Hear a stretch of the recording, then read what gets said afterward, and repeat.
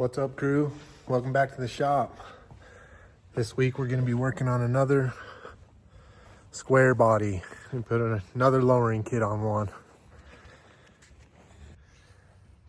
This time it's a 87 or 88 square body. Not exactly sure on the year, but we're going to be doing drop spindles and coils in the front, spring over and some shackles in the rear, and see how low we can get this thing. Probably won't film the whole process because I just barely did a video on that, but we'll pull it in the shop, we'll get started on it and kind of show you the progress a little bit and show you what it looks like when it's done. It's a pretty nice truck though, C20. It's been converted down to a short bed. Looks like it's already been lowered a little bit. I think he said the front coils are cut, but we're going to be replacing those and we'll get it done. On the last truck I did to lower the rear, I put in a new spring hanger, which lifted the front of the leaf spring up, and a longer shackle, which also lifted it up and got the truck to set lower. And I took a couple leaf springs out. On this one, I'm gonna do an axle flip, and the kit came with these perches that set right on the axle and actually set in the old axle perches to hold it in place and hopefully get the pinion angle right. And that'll put the axle on top of the leaf spring, which from what I've measured, just that alone should lower the rear of this truck 7 inches. And I am going to have to notch the frame on this one to clear that, but it'll be a little bit different than the last truck. So I'll film a little bit more of the rear end on this truck than I did on the front end. And we'll get it put in. And the new purchase in this axle flip kit has an offset hole, and according to the instructions, you put it in to move the axle back just a little bit, keeps it centered in the wheel well, and makes it so your drive line isn't pushed up in too far. Hopefully you shouldn't have to redo the drive line, but I got this leaf spring under the axle now. I'm gonna lift it up and get this put into place and bolt it up and see how this truck sits.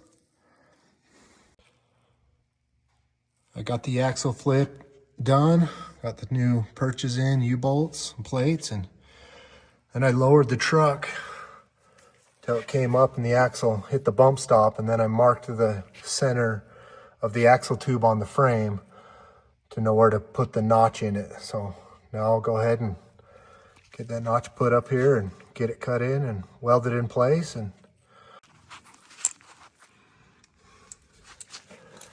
to make this a little bit easier to trace out, I just went and laid the notch on a piece of poster board and traced the notch out on this.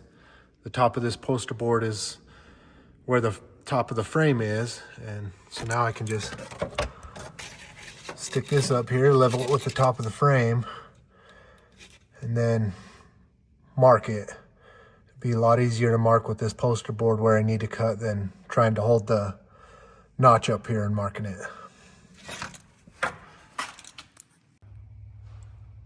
I got the notch all in, but I forgot to get a video of it before I painted it and put the wheels and everything back on, but there it is.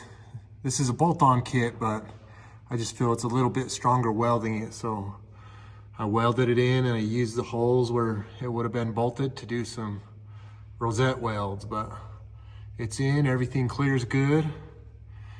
And now I'm reworking the exhaust. It was too low and this thing was dragging on the ground. See the drag marks right here, but I've got this side done and it's only hanging a little bit lower than the frame now, so it shouldn't drag anymore.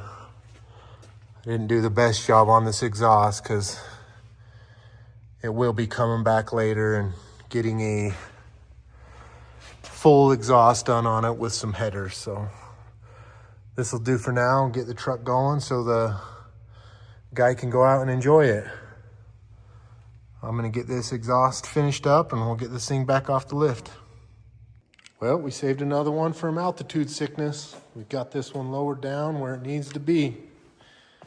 Had to rework some of the exhaust. Here's some parts left over from that, but it was sitting so low the exhaust was scraping on the ground when I pulled it out of the shop. For now, it's done, so the guy can come get it and enjoy it. You can see where the exhaust was scraping on my floor as I pulled it out the first time, but we got that fixed. So if you like what you've seen, keep watching, because we've got plenty of projects, as you can see in the background. We got more to do. Nothing special. We ain't building show cars. We're building cars to drive to the show. Just a guy in a t-shirt and jeans. Nothing special. Well, I'm in a flannel today. Anvil Flannels. Check them out. They're out of Utah. If you like what you've seen, like this project here, we got it down and low, ready to cruise. So thanks for watching.